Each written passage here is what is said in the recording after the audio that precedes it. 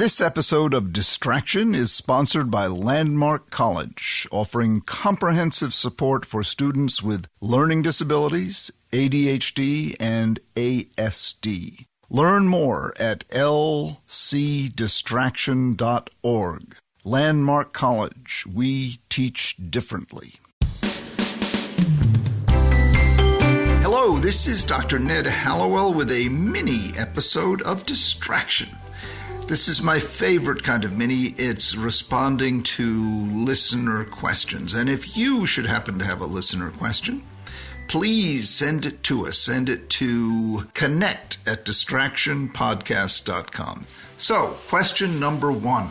My wife of 1.5 years has been diagnosed with ADHD.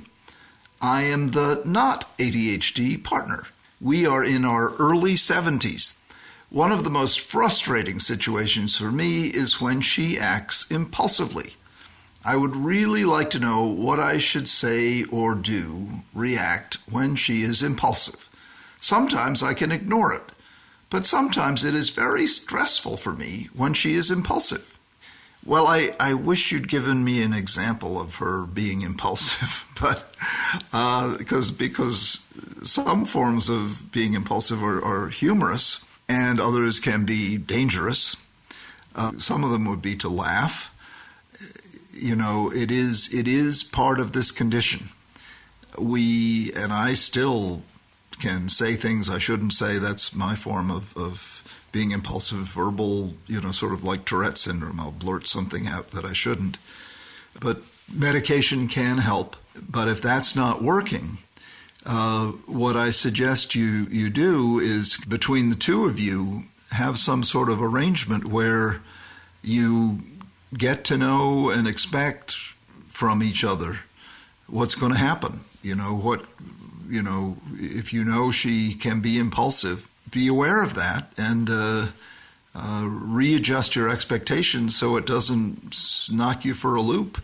Don't try to remake her because it's not going to work. You really can't stuff this stuff. It's not done intentionally.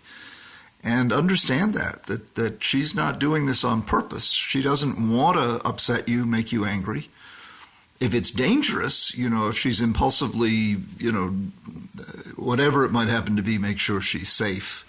But beyond that, I think it's a matter of adjusting your expectations and maybe seeing the humor in it, but at least not taking it personally, because it's done inadvertently, and trying to not be stressed out by it, but rather, this is the woman I love, and this is maybe a part of her that I don't love so much, but I can't change it. And I hope that's helpful to you. We have a second question. I was wondering if you could advise me on the best source of information regarding ADHD medications. My son is 12 years old and has been on methylphenidate, which is Ritalin, for 4 years. He currently takes 54 milligrams of Concerta, that's the long-acting form of methylphenidate, at 7:30 a.m. before school. The past few months I've begun getting emails from his teacher of his last class in the school day, 2 o'clock start time, that he's not staying on task and not finishing his in-class assignments. It's math class and he really likes math. By the time he gets home at 3:45, getting him to start homework is an extremely difficult challenge. Would you have any direction for me? Sure. Tim Wilens, who's at Mass General Hospital, Straight Talk About Pediatric Medication, I think is the title of the book, but Tim Wilens, Wilens, Dr. Timothy Wilens. In your specific instance, you might give him the Concerta twice a day, once in the morning at 7:30, and then a second dose around 1:30 or 2, and it'll wear off by the time he goes to bed. Or you could give an immediate release Ritalin, say when he gets home. Depends upon how long it lasts. The Concerta lasts different lengths of time depending upon the patient. Supposedly it lasts around 8 hours, but some people it only lasts 5 hours. Some people it lasts 10 hours. You really don't know. So you have to take it on a case-by-case basis. So you can give it twice a day. Or you can give a Concerta in the morning and then give around 3 o'clock what I call the homework pill, say 10 milligrams of immediate release Ritalin. And then, of course, the other family is the amphetamines, long-acting Adderall or Vyvanse in the morning, and a short-acting immediate release Adderall for a homework pill in the afternoon.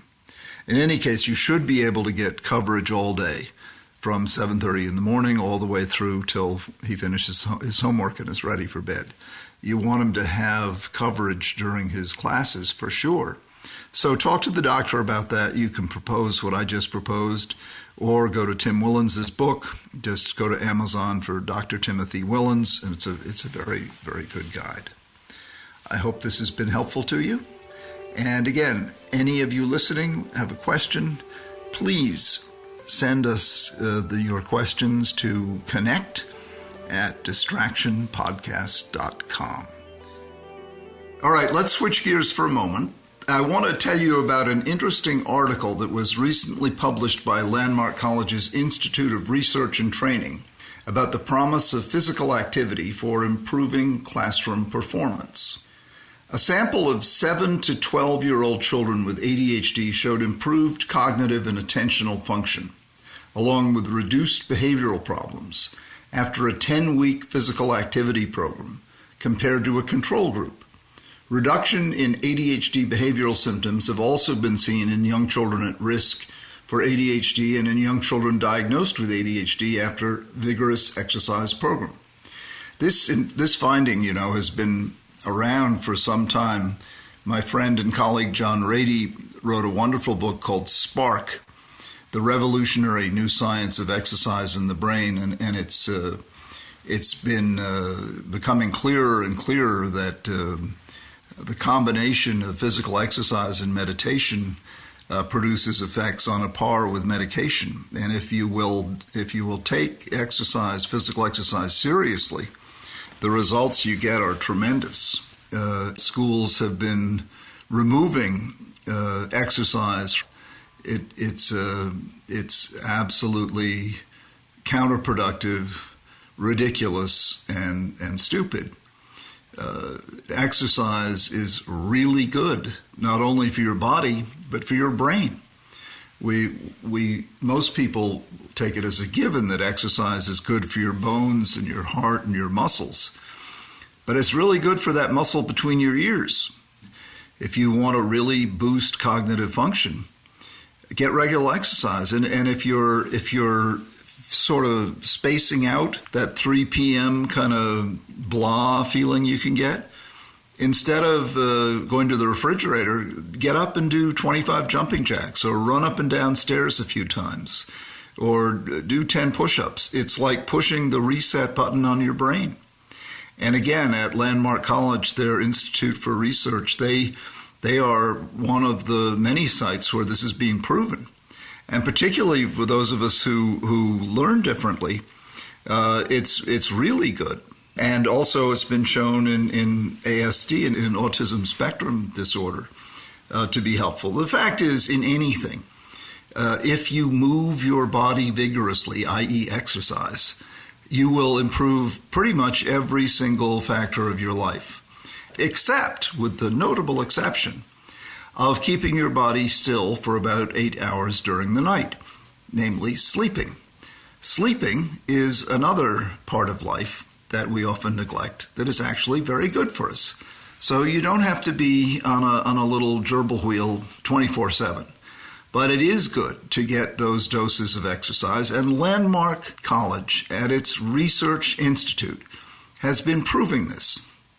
Landmark College is this little piece of heaven up in Putney, Vermont, where people who have the wonderfully different kinds of brains subsumed under the misleading term ADHD can go to develop their talents and ready themselves for the world.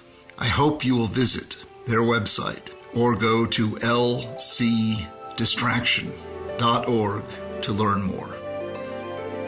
Okay, please remember to reach out to us with your questions and show ideas. We love them and make use of them. Our email address is connect@distractionpodcast.com. That's connect@distractionpodcast.com.